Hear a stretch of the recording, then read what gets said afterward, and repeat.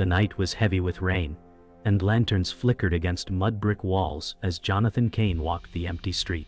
His cloak clung to his shoulders, his hand trembling inside its folds where the hidden blade rested. In the palace courtyard, General Marcus ordered, "You will kill your mentor before dawn." Jonathan's breath caught, his chest tightening at the command. Marcus's tone was calm, yet his eyes burned with ruthless ambition. Jonathan's silence betrayed the storm inside him, his mind flashing back to Samuel Reed's patient teachings. Samuel had raised him from nothing, guided him with wisdom, and now Jonathan was commanded to end the very life that gave him purpose. As thunder rolled overhead, Jonathan whispered, "What history demands, my soul cannot bear." His words vanished into the dark wind, leaving only the echo of a choice too cruel to escape. Jonathan returned to his chamber, the flicker of a single candle revealing maps sprawled across the table. His fingers traced the inked lines of battle routes, yet his thoughts drowned in the echo of Marcus's command. He whispered, "He gave me life, and they demand I take his." The storm raged louder outside, shutters rattling like bones, and the shadows stretched long against the cracked walls. Jonathan saw Samuel's face in memory, the warmth of his lessons clashing with the weight of betrayal. The assassin's chest heaved as he pressed the blade flat against the wooden desk, the steel reflecting his hollow eyes. He could not bring himself to practice the motion, though every soldier's instinct urged him forward. "This is the price of silence," he muttered, as the candle guttered, leaving the room trembling in half-light. The next morning, Jonathan stepped into the council hall, where stone columns rose like sentinels. General Marcus stood beside Lord Alden, a calculating noble draped in fine velvet, his smile sharp as a blade. Lord Alden said, "You hesitate, Kane. Weakness is poison." Jonathan bowed slightly, though his eyes refused to lower. Marcus remained silent, letting the noble's venom pierce deeper. Jonathan's jaw tensed as he replied, "Loyalty cannot be forced. It is earned." The hall fell quiet, whispers of advisors slithering along the edges of the chamber. Alden's grin faltered, but Marcus' stare cut sharper than any dagger. Jonathan felt the room shrink, history pressing against his chest. "Your path is clear," Marcus said flatly, his voice a verdict. Jonathan's heart pounded as he realized the choice was no longer his to delay. In a shadowed alley, a young messenger stumbled into Jonathan's path, clutching parchment to his chest. The boy, Thomas Gray, barely 17, wide-eyed and trembling, gasped, "Sir, they watch even the walls." Jonathan crouched, his voice steady. "What did you hear?" The boy's lips quivered, words spilling with fear. "They plot your death if you falter." Jonathan's hand tightened on the boy's shoulder, a rare softness in his gaze. The storm had passed, but puddles still mirrored the shattered sky above them. "Go home, Thomas," Jonathan whispered, "and speak of this to no one." The boy nodded, his innocence cracked by the weight of secrets too sharp for his years. As Thomas ran into the distance, Jonathan's chest grew heavier, knowing the walls of conspiracy were closing faster than the rain could wash clean. That night, Jonathan stood before the armory's iron doors, torchlight flickering across racks of steel. His reflection wavered in the polished swords, each blade whispering of blood and betrayal.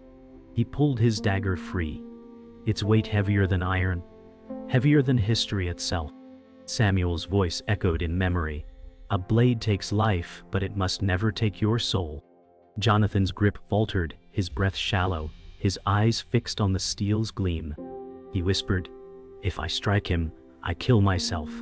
The silence of the armory pressed in, broken only by the creak of leather straps and the hiss of burning oil. Jonathan sheathed the dagger slowly, his body trembling. He knew dawn would demand action, yet his spirit ached for a way to unwrite the command that chained his fate. Jonathan sat in the dim barracks, a single shaft of morning light falling across the dusty floor. He remembered Samuel Reed's voice, patient and steady, guiding his every strike. Discipline, Jonathan, is the heart of survival. His chest ached with the memory, the warmth of that voice now poisoned by Marcus's command. He picked up the wooden practice blade Samuel once carved for him, its surface worn smooth by years of training. His grip trembled as he replayed the lessons. Calm breath, steady aim, no hesitation. But hesitation now consumed him. He whispered into the silence, "How can I raise steel against the man who gave me life?" The barracks creaked as soldiers stirred beyond the door, their boots echoing the march of duty. Jonathan pressed the blade against his heart, desperate for strength that no command could grant. Later that day, Jonathan wandered through the palace archives, where shelves sagged under the weight of history's whispers. His eyes caught a folded parchment hidden inside a ledger, sealed with red wax. He broke it open, revealing Samuel's handwriting. The words trembled with urgency. "Trust no councilman. Their ambition rots the kingdom." Jonathan's hands tightened around the parchment, as footsteps echoed beyond the shelves. He shoved the message into his cloak, his pulse racing. The storm outside battered the stained glass windows, light breaking into fractured colors. He whispered, "Even he fears the vipers." The idea of his mentor caught in plots he could not stop carved a deeper wound into his chest. The silence of the archive grew unbearable, heavy with secrets that weighed more than any blade he had carried. That evening, Jonathan met Samuel in the training yard, where the stones glistened from rain. Samuel's voice cut through the damp air, calm yet heavy. "Your silence tells me enough." Jonathan's throat closed and he whispered, "They command me to betray you." Samuel's gaze softened, sorrow overtaking his weathered face. "Then their chains are already around you, not me." Jonathan gripped the hilt of his dagger but could not draw it. The older man stepped closer, laying a steady hand on his shoulder. "Your soul must weigh more than their threats." The torchlight flickered against Samuel's lined features, casting him in shades of both strength and fragility. Jonathan's breath shook, caught between duty and devotion. For the first time he saw not just a mentor before him, but a man marked for sacrifice. At dusk, Jonathan slipped through the market square, where whispers coiled through the crowd like smoke. He caught fragments of talk, plots in the palace, blood to come. A veiled woman moved beside him, her tone quiet. Even the stones listened, Cain. Her words chilled him as he realized the shadow figure had found him again. She leaned closer, her eyes dark beneath the veil. "Loyalty is a rope that strangles when pulled too tight." Jonathan turned sharply, but she vanished into the shifting crowd, leaving only the echo of her warning. The square emptied as merchants shuttered stalls against the night, leaving Jonathan alone among abandoned goods and hollow silence. He felt the ground tilt beneath him, unsure if he walked toward fate or into a snare already set. That night, Jonathan knelt within the chapel ruins, his cloak spread across cracked stone. He clasped his hands around the dagger, the steel pressing against his brow as though in prayer. "If I take his life, I lose mine," he whispered, the words drowning beneath the echo of tolling bells. The stained glass lay shattered around him, shards glowing faintly in the moonlight. His chest heaved as he forced himself to breathe, each breath heavier than the last. "I swear before the ashes of saints," he muttered, "I will not be their puppet." The silence after the bells felt eternal, broken only by the hiss of wind through broken arches. Jonathan's vow sealed itself not in triumph, but in the trembling fear of a man caught between loyalty and survival. Inside the council chamber, Lord Alden leaned forward, his velvet robe spilling across the polished table. His voice cut through the flicker of firelight, sharp and deliberate. "Chaos is an opportunity, Cain. Strike and you will rise." Jonathan stood rigid, fists clenched, the fire reflecting in his hollow eyes. General Marcus remained silent, but his stare bore into Jonathan's resolve like iron. Jonathan whispered, "You see the kingdom as a board, and men as pawns." Alden smirked, replying, "Only fools think otherwise." The words hung heavy in the smoky air, mingled with the creak of shifting chairs and the hiss of burning logs. Jonathan's chest tightened as he realized every path was paved with blood. He stood at the edge of betrayal, yet could not step forward without tearing apart his very soul. In the palace corridor, Thomas Gray pressed himself against a pillar, parchment clutched to his chest. His wide eyes darted, as council voices echoed faintly from beyond the doors.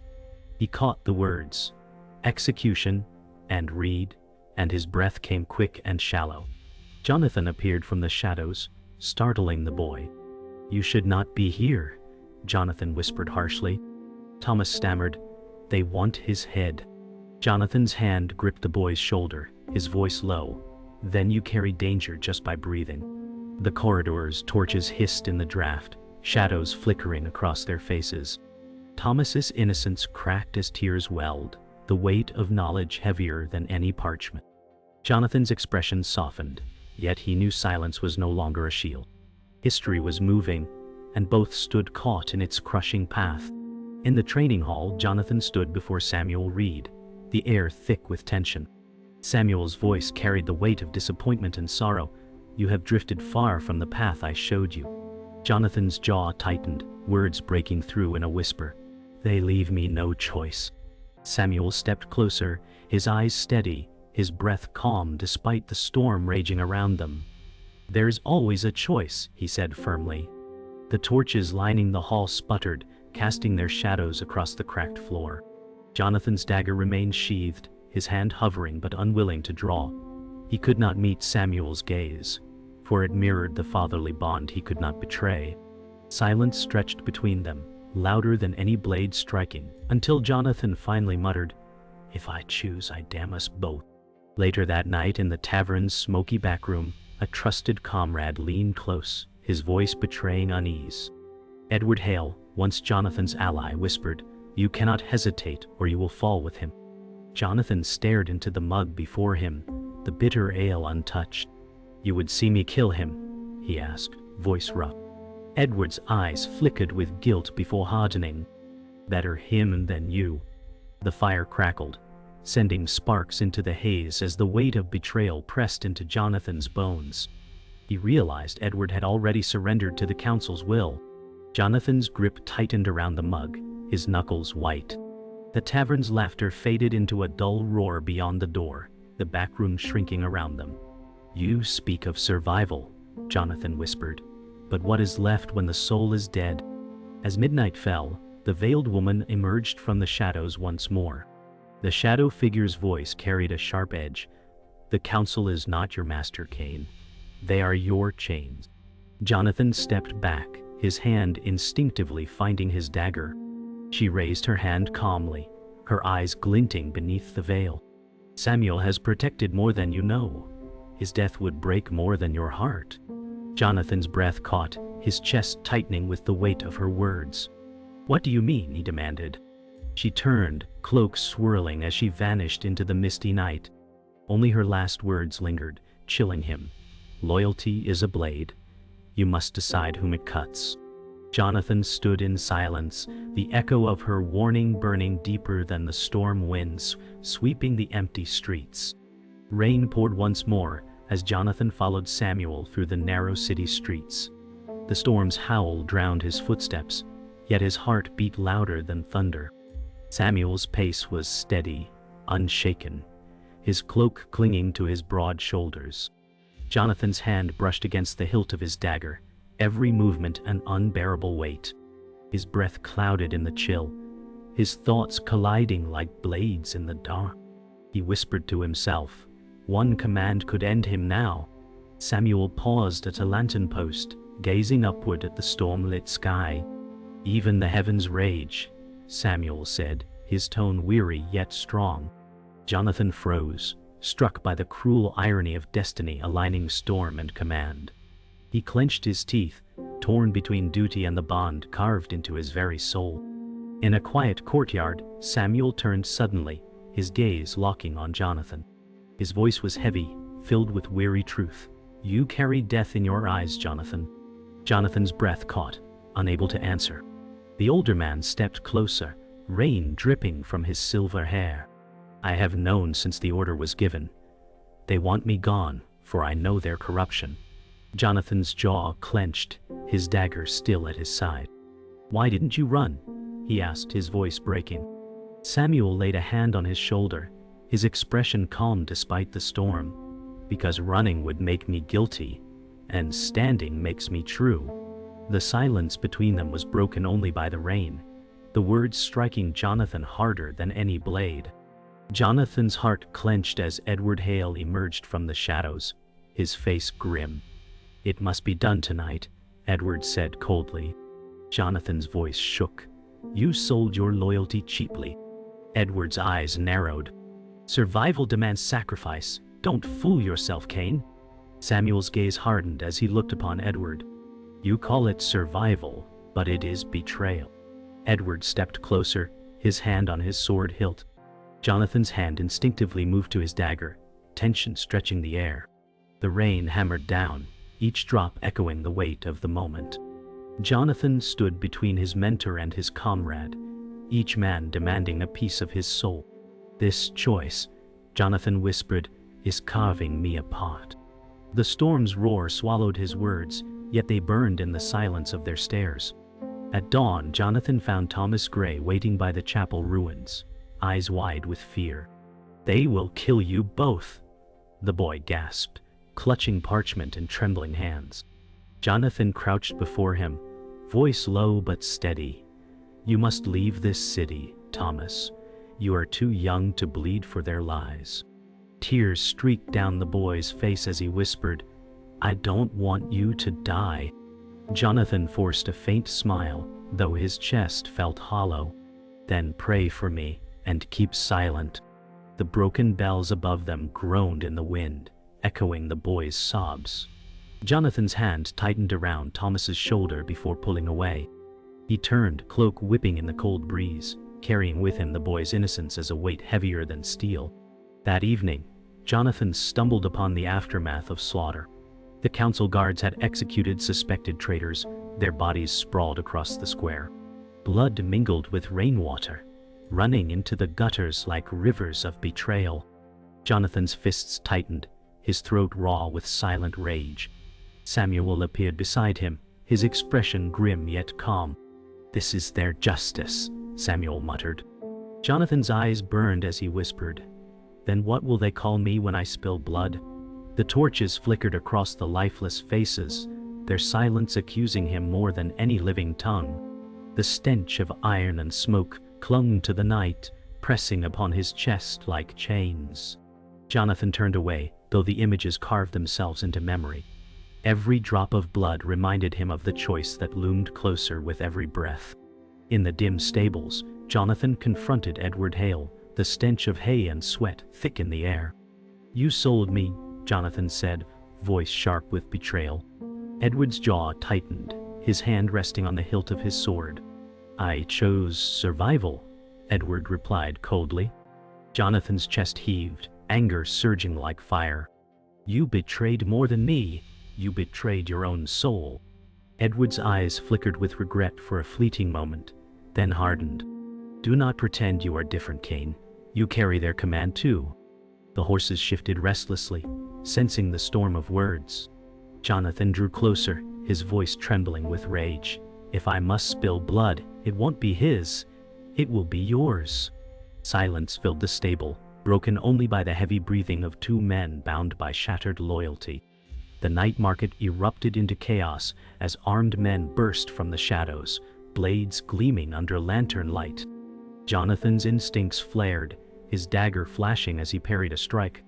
Merchants fled, their cries swallowed by steel clashing in the narrow streets. Edward fought at his side, their blades moving in reluctant unison, survival momentarily binding them. Jonathan's cloak tore as he spun, plunging his dagger into an attacker's side. The lanterns swung wildly, shadows scattering across stalls of overturned goods. "This is their trap," Jonathan shouted, forcing back another soldier. Edward snarled, "And still you fight beside me." The ground was slick with rain and blood, each step a desperate struggle. Jonathan's breath came ragged, his every strike fueled not by duty, but by the burning need to survive the night. Through the smoke of burning stalls, the shadow figure appeared, moving with silent precision. She cut down an attacker before he could strike Thomas Gray, who had stumbled into the chaos, clutching his parchment. The boy's terrified cry pierced the night, but the veiled woman's hand pressed him against the wall. "Stay low," she commanded. Jonathan caught sight of them and forced his way through the clash of steel. Relief surged through him as he reached Thomas, pulling him close. The shadow figure's eyes glinted through her veil as she said, "Even innocence is a target now." Jonathan's chest burned with rage at the council's cruelty. The firelight licked the sky, the market drowning in red and orange hues. Jonathan vowed silently that the boy would not share the fate of the fallen. After the battle, Samuel Reed stood at the market's edge, his robe scorched by drifting embers. Jonathan staggered toward him, blood streaking his sleeve, eyes wide with desperation. "They will not stop until you are dead," Jonathan said hoarsely. Samuel's voice was steady, though his face carried sorrow. "Then let them come. My life is not worth the kingdom's soul." Jonathan's throat tightened, his voice breaking as he whispered, "You raised me. How can I kill the only man who ever believed in me?" Samuel's hand rested on his shoulder, a gesture of both strength and farewell. "Because you must decide who you truly are, not what they command you to be." The flames hissed in the rain, embers drifting upward like spirits, as the silence between them grew unbearable. That night in the armory, Jonathan stood before racks of steel, the air thick with oil and smoke. His dagger gleamed faintly in the torchlight as he whispered, "The choice is mine now." His reflection in the polished steel looked hollow, a man unraveling before dawn. He gripped the blade with trembling hands, feeling the weight of every soul already lost. He raised it to his chest, the steel cold against his skin, then lowered it slowly, refusing to practice the killing stroke. In his mind, Samuel's voice echoed, "A blade defines the man who wields it." Jonathan sheathed the weapon with a shuddering breath, his vow settling in silence. He would not be their puppet. The torch crackled above him as he turned away, burdened but unbroken, preparing for the reckoning to come. The council chamber thundered with voices, as General Marcus rose to seize authority. His armored fist struck the table, silencing the gathered lords. "By dawn the kingdom is mine," he declared, his scar catching the firelight. Jonathan stood at the edge of the hall, cloaked in shadow, watching ambition devour reason. Lord Alden bowed with a sly smile, his velvet robes sweeping the floor like the wings of a vulture. The air smelled of smoke and betrayal, every word another nail in Samuel's coffin. Jonathan whispered, unheard, they would burn the world for their crowns. Marcus's cold eyes scanned the chamber, resting briefly on him, a silent warning. Jonathan's heart pounded as he realized the council's grip was tightening, and the storm of blood was about to fall. War drums echoed through the streets as soldiers marched in rows, their boots striking stone like thunder. Torches lined the city square, where executions had already begun. Jonathan stood among the crowd, his face half hidden, eyes burning with fury. Prisoners knelt in chains, their cries drowned by drums. The air was thick with the smell of smoke and iron, every breath heavy with dread. "Justice!" a captain shouted as a blade fell and blood spilled onto the cobblestones. Jonathan gritted his teeth, his hands trembling beneath his cloak. He whispered to himself, "This is not justice, it is slaughter."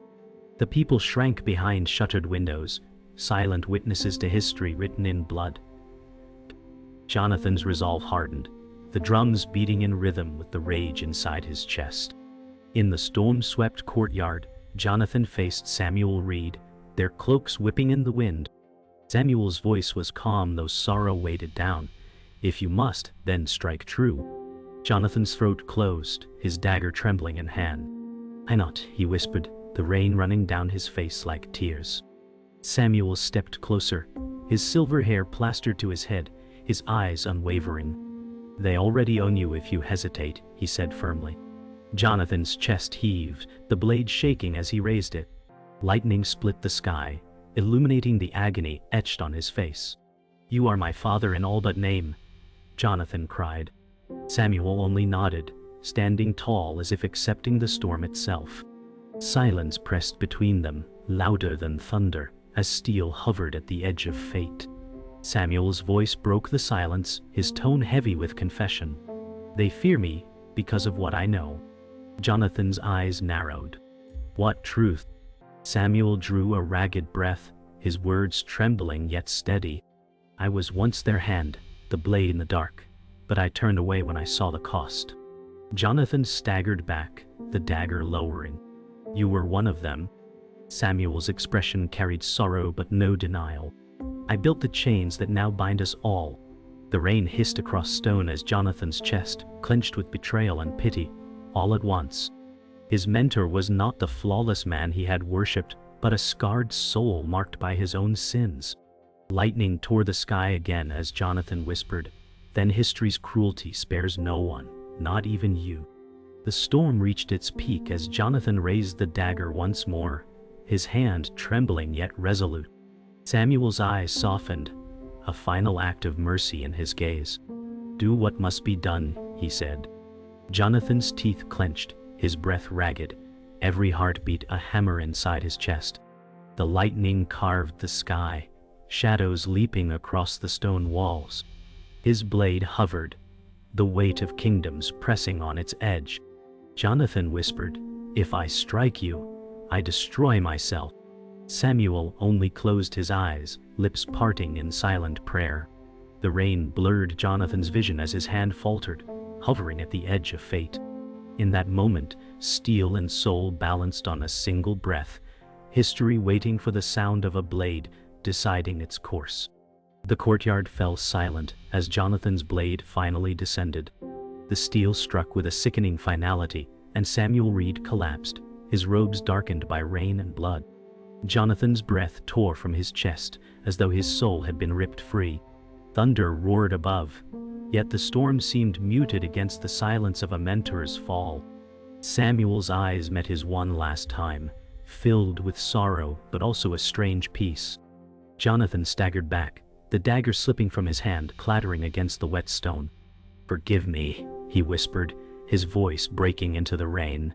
The weight of history crashed down upon him, leaving only emptiness in its wake. Samuel's final breath was carried away on the storm, leaving Jonathan alone in the night of his betrayal. At dawn, Thomas Gray sat in the shadows of the ruined chapel, his youthful face pale as he clutched his parchment. He had seen enough to know the truth. Jonathan had killed the man who once saved them all. The boy's eyes brimmed with tears, yet his voice carried no accusation. "Why?" he whispered into the emptiness. Jonathan stood in the archway, his cloak heavy with rain and regret. He could not answer, for no words could bury the truth.